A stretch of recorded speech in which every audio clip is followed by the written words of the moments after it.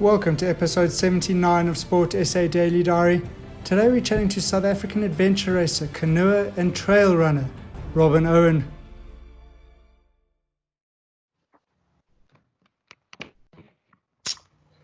G'day Robyn, how are you doing today? Oh, good, thank you. And yourself, Adam? Yeah, very well, thank you. Robyn, you've got a different sport that we're going to chat about today. Quite an amazing one for a young lady. You're an adventure racer. Yes. That's I was actually wondering what sport we were going to talk about. Adventure racing is the most exciting of them. Well, I'd like to actually chat about all of them. I've got some interesting notes here about you. You certainly do a variety of sports. But let's start when you were younger. At school, growing up, did you always have a keen interest in adventure sports, or were you into the sort of mainstream school sports? I did a little bit of the normal school stuff. Played some hockey and water polo and swimming and did running. But I guess I've always been more interested in the more adventurous outdoor things. As a family, we went on camping trips on weekends from when I was pretty young, and we'd do mountain bike rides and hikes with the family. So I guess that was maybe the start of the adventure racing interest. And at high school, I went to a school called Epworth in Pietermaritzburg, which was had a pretty amazing adventurous sporting offerings. And I got into canoeing there, which was, I guess, the first sport that completely blew my mind compared to what I was used to before. You can go on hiking trails and ride bikes, and now suddenly you're allowed to go in this boat down a river where you can fall out and rapid around rocks, and it was quite a big responsibility to be allowed as a young teenager. It was fantastic. And I mean, just talking about your canoeing, you are 5-time champion of the Comrades Marathon. That's pretty impressive. When did you start with the Comrades? Thanks, Aaron. I grew up in Pietermaritzburg, so that was kind of, we'd go from young, and you'd go and watch the boats coming over NEPS Weir in the early morning when the Comrades started every year, and it was always quite entertaining to watch everyone falling out their boats there. And once it was a sport at school that I could choose, and I started doing some of that. I think I did my first one when I was about 15. I loved it, especially the adventure racing is quite a logical progression from the doozy. It's more than just a physical sport. It's got a lot of different components to it, and there's the running as well as the paddling. The portaging the boat is a kind of different thing altogether than just normal running. And then there's also the getting familiar with the river and learning the lines and all the small little gains you can make in jumping out your boat at the right time versus the wrong time. And I was quite captivated by that process. And in terms of the doozy, we'll get back to the adventure racing now because you've had a pretty phenomenal career in that. But in terms of the doozy, did you ever have any seriously hair-raising moments doing that and during the 5 times that you actually won the event? I didn't have any. I wouldn't say not like life-threatening hair-raising. I did. There was a great picture of the one time I'd fallen out my boat at one of the infamous rapids called Hippo, and my boat had pretty much wrapped around a rock, and I pulled it off the rock, and the boat was amazing. It just popped back into position, and I jumped on and I carried on. I think it's probably still the fastest time I've ever done for that day. But maybe that's something that stands out just because there's the photographs there that I keep looking at.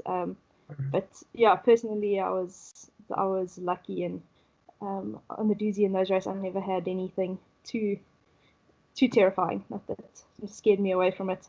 The thing that scares me most about the doozy now, and my kind of reluctance to go back to it, is the quality of the water. There's yeah, some years it seems like, I don't know, 90% of people are getting sick with the guts.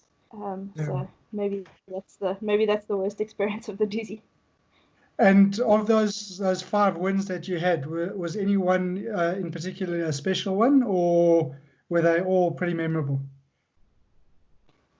I guess they're all special in their own way. Maybe the first one would have been, maybe the first two, I'd say. The first one was a doubles year. I was paddling with Abby Miedema, or now Ulansky, and she'd been a hero of mine for a long time as a young girl going through the school ranks. So it was just the privilege to paddle with her was quite a big thing, and to learn from her the whole process of the build up to the doozy, and we'd go tripping, and that whole season was quite special in that way. And the one following that was a singles year, which in singles it's all up to you. So it would have been that same learning curve where it's now I've got to try what I learned with Abby and do it on my own, and that was also pretty rewarding to get that right. And Robyn, was it during this time that you represented South Africa at the Canoe World Championships?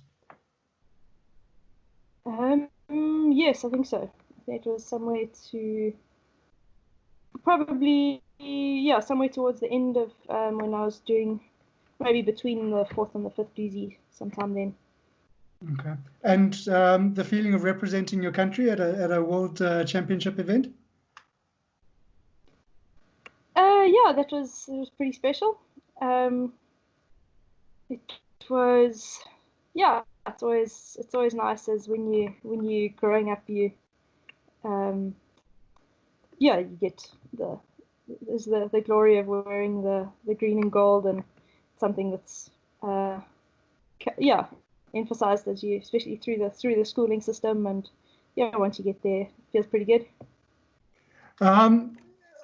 You didn't really stop there though, Robyn. You then obviously got into the mountain running and the adventure racing, where again you've represented South Africa at the World Champs. Is it the fact that you want to try everything in terms of moving from the canoeing or the kayaking to the mountain running to the adventure racing? What gives you the change of heart in terms of changing your disciplines? I think it's been quite a organic process as I've gone along. The move to running was mostly moving to Stellenbosch.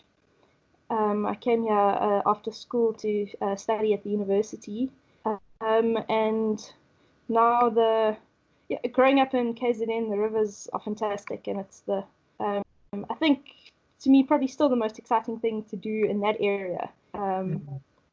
You've got the canoeing's a summer sport. It's warm. The rivers have lots of rapids. Coming down to the Western Cape as a student here, I did the canoeing thing because that's what I did. And there's the Berg River Canoe Marathon, but it's a little bit harder and a bit more miserable in this area. Being a winter sport, it's cold, and the rivers are flatter, and you've got to drive far. And the dam where we train here, from my house, I drive for about 20 minutes through traffic to then go lap around a puddle lots of times. And the alternative is straight from my house. I can run straight up a mountain, which is beautiful. And there's fynbos flowers everywhere that change every day. And there's just hundreds and hundreds of opportunities of different routes to do that I still haven't managed to get through them all. So it was kind of the place I was in, and the opportunities immediately around me. It was trail running and exploring the mountains was the logical thing to do rather than sticking to what you knew. And you certainly went on to succeed in your trail running. Tell us a bit about the Kima Trophy Sky Run in 2018. That was a very special experience. It was another I guess it was, the result was very, very surprising. And that made it it was one of those experiences you have where you kind of can't really believe it's happening, and it all seems like a storybook that you're reading about someone else. And for a long time, when I first got into the trail running, the heroes of the sport that you follow are the European sky runners, and There's trail running and mountain running and sky running, and they're all kind of the same thing, but they fall under different umbrella organizations, and they have slightly different philosophies, and the race is all slightly different. And of those, the sky running idea appealed most to me. It was kind of basically takes the logical line between the earth and the sky, and you run up ridges and skip over rocks, and the courses are rugged and technical. And the Trofeo Kima was, when you read about the European circuit, it kind of stood out as the most technical and the most rugged, and it was held up by these athletes that I looked up to as kind of the holy grail of the technical running.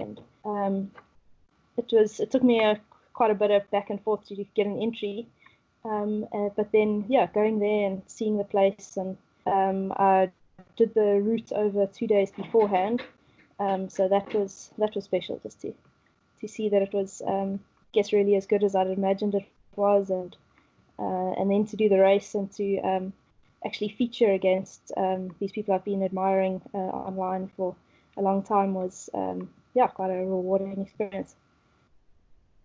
I think you're being slightly modest there. Robyn. I wouldn't say you were featured. You came second against the top athletes in the world. Yeah, it was. It felt pretty surreal. And tell us, what's the distance of that sky run, Robyn? That one is, I think it's 56. Somewhere between 50 and 60. Okay.